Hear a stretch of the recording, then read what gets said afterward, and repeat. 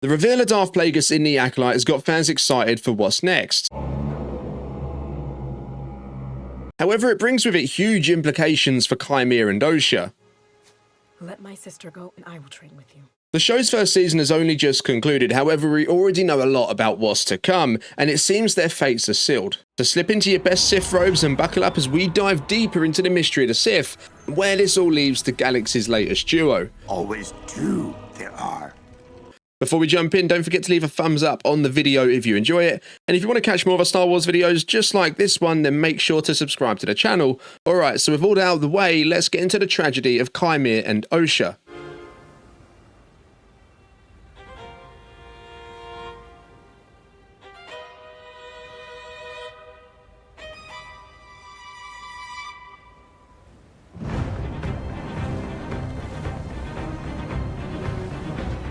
Now, episode 8 opened with Osha experiencing a vision to the not-so-distant future, where she believed she was witnessing Soul's death at the hands of Mae. However, as it turns out, she was actually witnessing herself killing her master without the use of a weapon.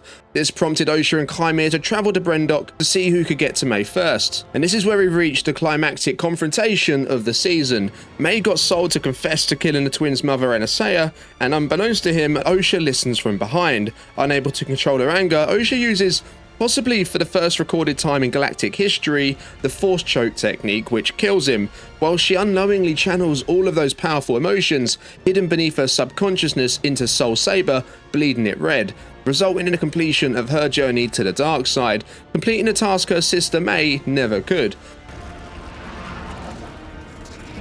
Who, in turn, has her memory wiped, leaving the Jedi unable to use Mae to track the Sith, as Osha goes off to begin her training with her new master. Now, episode 8 did finally reveal to us, partially at least, Qimir's place within the larger story.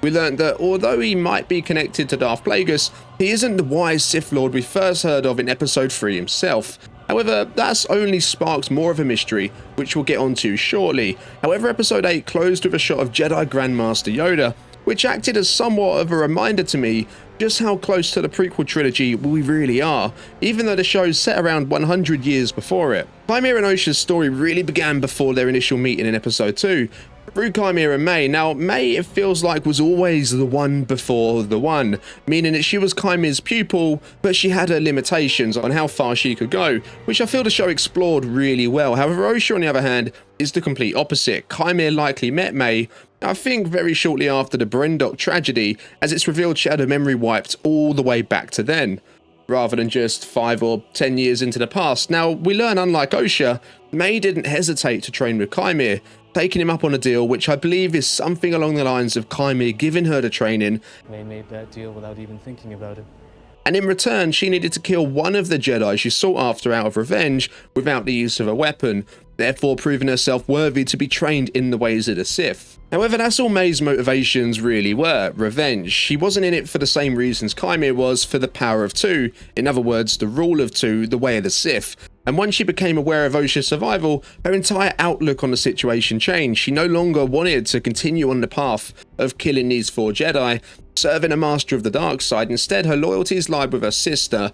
However, she shook hands and made a deal with the devil that's not easily broken, because if it is, the outcome for it is death. For the Sith's survival, they can't have a failed pupil living a free life in the galaxy, running the risk of their secrets being exposed to the Jedi. But this is where Qimir's designs drew Osha into the mix, the sister that predominantly resided within the light side of the Force, whilst Mae mostly resided in the dark. In episode 2, Osha, disguised as her sister, entered Qimir's apothecary in search for answers, where she met her soon-to-be master for the first time, all but confirming her ultimate fate. It's since been revealed that in a similar fashion to how Soul established an instant connection with Osha back on Brendok 16 years ago, which led to the death of the Coven, where he felt the overwhelming urge to be a part of her journey to help her fulfill her potential through his training. That Qimir actually had a similar experience as well, but one question I have on the back of that is, why do they have these feelings around Osha and not Mae if they are indeed the same person? Anyways, it's worth remembering Qimir never revealed his true identity to Mae, always remaining behind the mask as the Master, and another type of mask when he was playing Qimir, hell-bent on keeping a Sith secret even from his own pupil. However, with Oosha, he never had the luxury of disguise. After all, his mask was knocked off by Jeki on Kothar. However, with Oosha, things went from one extreme to the other pretty quickly, as he was bathing in front of her the next minute. I think this was his master plan all along, to seduce Oosha to the dark side, drawing her curiosity to him initially, leaving her more vulnerable to the dark side creeping in. Their connection was certainly more than the usual one between master and apprentice, and the closer and more comfortable around each other they became, the deeper Oosha fell into the darkness. Now, there's no denying at all that Qimir was interested in Oosha for more romantic reasons. However, there was one thing he valued above all else, and that was the power of two, otherwise known as the rule of two. The power of a master and apprentice had long been his goal. It's a Sith tradition which started long ago, and this itself could also hint at Chimir's real identity, which we'll get onto in a moment. Now, the master is supposed to hold the power, whilst the apprentice is there to crave it.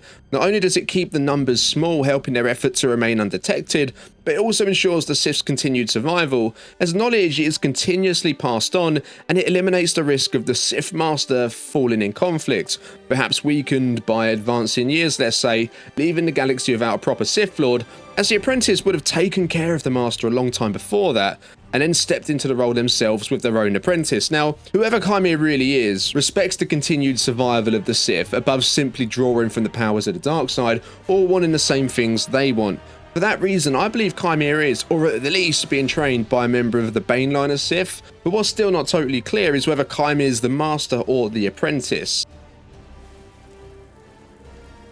And whilst the reveal of Darth Plagueis certainly goes a long way in answering many of our questions, it doesn't answer that one. We find out Plagueis is hiding out within a cave on Chimir's island, which to this day is still officially down as an unknown planet. However, I really do think it's the planet Beldemnik from Legends, as we know Plagueis and Tenebrous used to mine for Cortosis there, and both Plagueis and Cortosis are seen in the island Qimir calls home.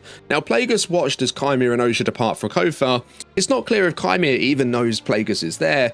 Now, we do of course know Plagueis will one day go on to become Palpatine's master, but we're still some time away from that right now. But what it does confirm is that Qimir isn't Plagueis himself, and he's another player in the game with exceptional abilities in the dark side of the Force. But this also confirms that at least one spot within the rule of two has already been taken, and potentially both have been taken if Qimir himself is an actual Sith, as opposed to being a pretender or something different entirely. So to really understand what's in store in the not so distant future for both Qimir and Oosha, master and pupil, we really need to establish the likely options in regards to who Qimir really is.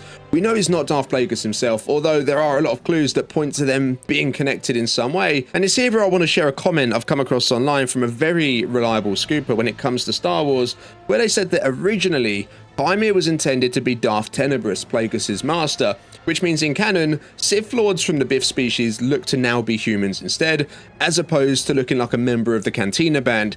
And if we were to treat the Acolyte and Episode 8 with Qimir being Tenebrous in mind, it actually works. From what we know of Tenebrous from Legends, he didn't strictly adhere to the rule of two, and secretly trained another apprentice called Darth Venomous, with the intention of having him take Plagueis' place as his official Sith apprentice. So what we could be seeing here in effect is Darth Plagueis watching on from the cave on the island as his master trains another, which leaves potential for a second season with these characters to become very messy indeed.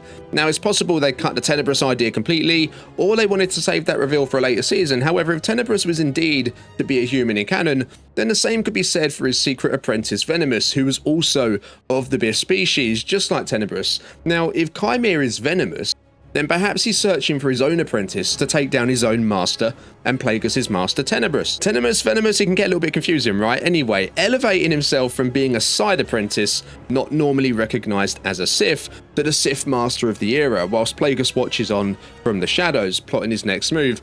I actually think there's something with the Venomous theory myself, as this particular Sith mastered the art of levitation through the use of the Force, and in episode 5, we saw Qimir descend down behind Oosha from the trees, whilst in episode 8, Qimir somehow got into the fortress in no time without the use of the lift or climbing, which kind of fits well with that idea.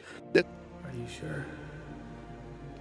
There's also the possibility that Qimir is actually Plagueis' apprentice before Palpatine, witnessing Chimir's attempt to find his own apprentice with the plan of overthrowing him in the near future, or it could just be a dark side Force user who follows the Sith code that Plagueis is interested in as a potential apprentice, but again, this I feel is unlikely. Why would he be so concerned with upholding Sith traditions if he wasn't one himself? And it's the most unlikely outcome, which unfortunately for the characters is their best chance of any type of long-term survival.